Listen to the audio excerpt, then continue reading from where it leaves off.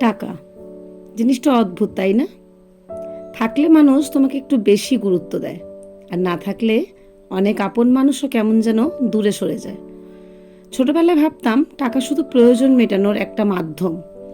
এখন বুঝি টাকাটা আসলে অনেক সম্পর্কের আসল চেহারাটাও দেখিয়ে দেয়। তবে একটা জিনিস শিখেছি, টাকা থাকাটা খারাপ নয়, টাকা নিয়ে অহংকার করাটাই খারাপ। কারণ আজ যে টাকাটা তোমার হাতে, কাল সেটা অন্য কারোর হাতে থাকতে পারে। জীবনে টাকা দরকার, খুব দরকার।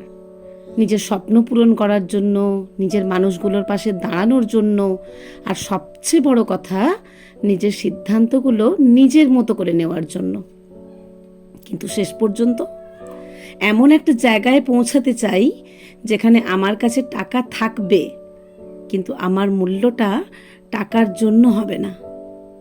কারণ টাকা দিয়ে অনেক কিছু কেনা যায়, কিন্তু এমন একটা মানুষ হওয়া যায় না যাকে হারানোর পর টাকার চেয়েও বেশি কিছু হারিয়েছি বলে মনে হয়।